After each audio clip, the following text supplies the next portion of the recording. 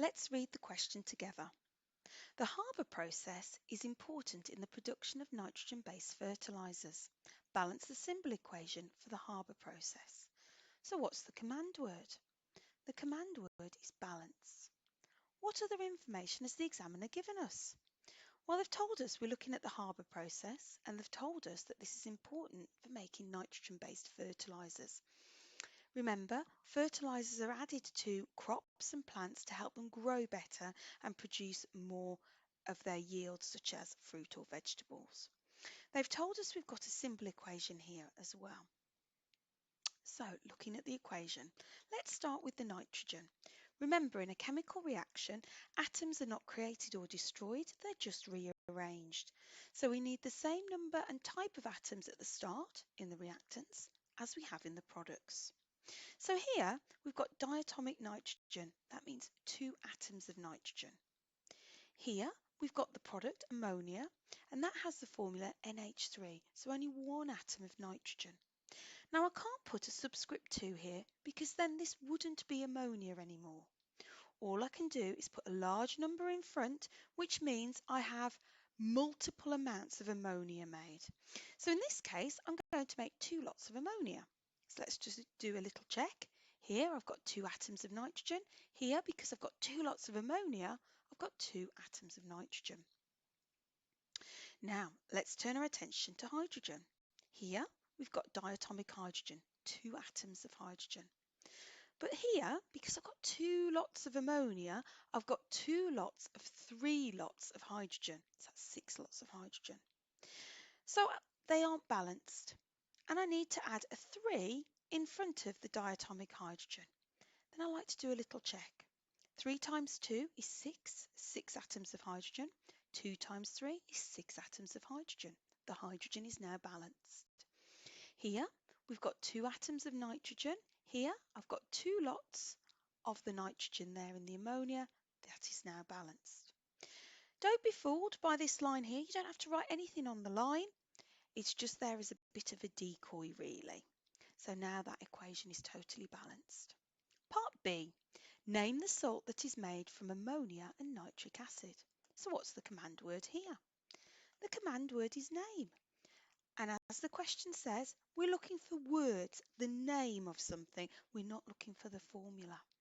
And what are we trying to name? We're trying to name the salt made from ammonia with nitric acid. Now, a salt is a neutral chemical that is always produced when an acid reacts with a base. In this case, the ammonia is the base, and as the name suggests, nitric acid is the acid. So the name of the salt here would be ammonium nitrate. And we don't need the formula, just the name is fine.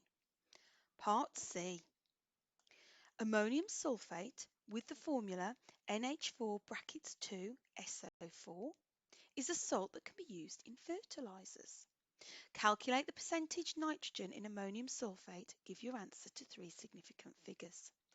So what's the command word here? The command word is calculate. And what key information has the examiner given us? They've told us that we're looking at ammonium sulfate and they've given us the formula. We know it's a salt. And what we need to do is calculate the percentage nitrogen in that salt.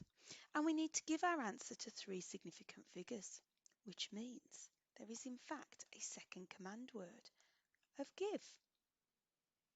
So, in order to work this percentage out, I need to know the mass on the relative scale of how much nitrogen is in this salt. And you can see the 2 here. So that means there's 2 lots of whatever's in the brackets. So we've got 2 nitrogen atoms. Using your periodic table, you will be able to see that the relative atomic mass for 1 nitrogen atom is 14. So therefore, the mass from the nitrogen alone will be 2 times 14, which is 28. Now, we also need to work out the relative formula mass of the whole salt, so the MR of the whole salt. Now, the MR of the salt will be 2 lots of nitrogen, so 2 times 14, plus 2 lots of 4 lots of hydrogen, So that is 8 times 1, plus the mass of sulfur, 32, plus the mass of 4 times 16 for oxygen. Now, if you pop all of that in your calculator, you will get a mass of 132. Please notice there are no units for relative atomic mass or relative formula mass. So now we need to work out the percentage of nitrogen that is in this compound. So the percentage of nitrogen will be the mass from just the nitrogen divided by the overall mass of the compound, and then to get it into percent per 100%, we're going to times it by 100. And on my calculator, I've got 21.212121. Now, a lot of students would just stop there, but remember, the last sentence in the question give your answer to 3 significant figures. So significant figure 1, 2, 3. So that is where we cut off the number there. So that equals 21.2%. So what do you get the marks for?